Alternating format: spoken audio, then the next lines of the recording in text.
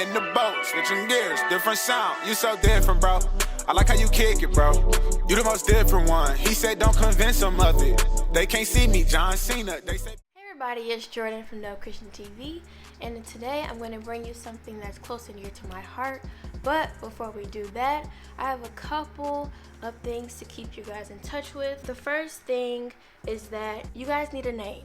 So we want you guys to comment down below in the comment section what you guys want to be called, because we have a connection here. So we need to have a name for you guys. Also, we are going to be collecting donations. So we need donations so that we can buy new equipment. New equipment equals better content and better visuals just overall. All the information about donating is going to be in the description box below. Help us help you. But we're gonna get right into the video. So in today's video, we're gonna be talking about, are you willing? Are you willing to carry out God's plan for your life? We're going to get into a few main points of how you can do that and what will happen when you do that. So in order to be willing to do something, you have to commit, and you have to make a commitment. You need to know the plan.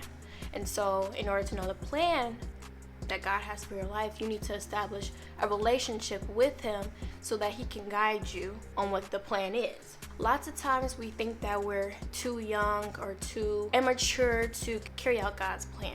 He never puts an age on your assignment. In Jeremiah 1:4-5, Jeremiah is talking to God, and Jeremiah is basically doubting himself and telling God that he's too young, like he doesn't have the ability to carry out what God wants him to do.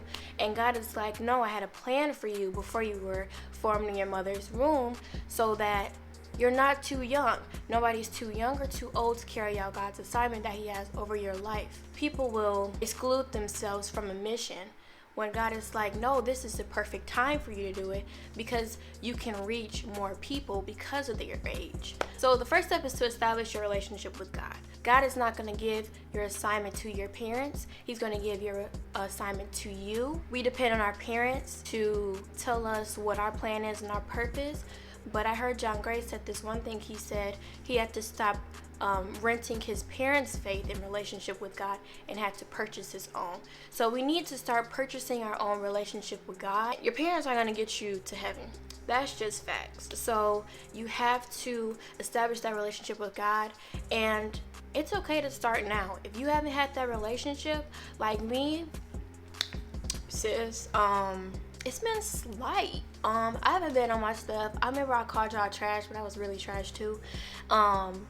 But it's okay. We're getting it right now, so we can elevate. Because if you don't have your relationship with God right now, in this day and age, it's gonna be even harder to do it when the world really gets trash. Like, it's trash now, but when it really gets low, you're gonna need to really have your stuff together. The second thing is make your decision. Are you going to follow your plan, or are you going to follow God's plan?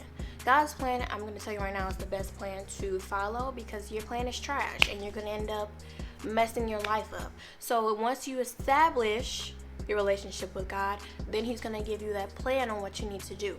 And that means you have to do it, whether you want to do it or not. It's going to be better than your plan. You can't advertise a path that you're not willing to follow. So if you're not going to follow the plan that you're telling everybody to follow, but you're not even doing it yourself, you're being hypocritical at this point. So if you're really going to advertise God's plan, make sure you do that, and make sure you actually follow it, if that makes any type of sense. Once you establish a relationship, that's a seed that you're planting. So you'll end up growing throughout your relationship with God, and you end up having more wisdom and knowledge on how to help others. That's why you're never too young to start your relationship, because my sisters always urged me to read my Bible and to have that relationship with God now, because when you get older, that's when people are like, yeah, I'm too old to do this, or let me fix myself now and get myself ready to go to God. But it's like, you're never going to get it together if you're trying to fix it yourself. That's the whole point of going to God in the first place. I now understand the importance of having that relationship. People out here is really messed up. And that's why they need people like us who are young and who are excited to experience God and everything He wants to do in our lives now, because we'll end up teaching older people a lesson. Because when you get old and you're doing what you want to do, it's not really the move to do that. We know in the world, God is not that popular. People don't want to hear about it, because when they hear about it, I think they initially get a conviction about it because they know it's something different about God compared to other religions. Because I think they actually know this is the right way, but they don't want to admit it because they want to do what they want to do, and that goes against what God is saying. So we have to start talking to people, start being different. Being like everybody else is trash and nasty. Like, nobody wants to talk to the same person. You have to be confident in who God called you to be. Because when you're confident in who God called you to be and what He told you to do, you won't care about what everybody else is saying, because you know you're doing what you're supposed to do. And when you have the relationship with God, God will give you that plan. And once He give you that plan, you will be able to be salt and light in the world. That's what we're supposed to be. We're supposed to be shedding God's light into the world. And you really have to think about yourself, self-evaluate yourself, and ask yourself this question. Are you being salt and light in the world? What are you doing? Are you just being like everybody else? Because we're in this segment called to be different. So if you're being like everybody else, you're not different. And you're not being salt and light in the world. And that's our main goal.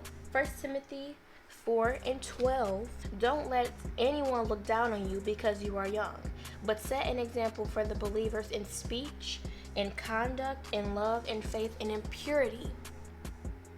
So when you get this ball rolling, you need to stop playing these games, because that's what everybody is doing right now, playing games. Ain't nobody serious about nothing. I'm tired of it. I read this in my devotional. It says, baby steps today will result in giant steps in the future. So as soon as you do these so-called little things, like making your decision, then you're on that straight path. You're gonna grow as you keep doing it. It's not do it one time, think you're so great, and then stop, and then don't keep going. But if you do it and you stay consistent, consistency is really key. I'll be falling off, but pray for me. Just make that first step. It can be hard when your friend's not doing it, but you gotta be that one. It be like that. You have to be that one in the group to do what's right. You might lose friends, but was they your friends in the first place? Probably not. Ask them for guidance, because everybody needs to know what they want to do. That's why people are crazy. But anyway, thank you guys so much for watching this video. Make sure you look in the description box and you comment the name that you want to be called. Also, make sure you like, comment, and subscribe. And we'll see you next week. Bye.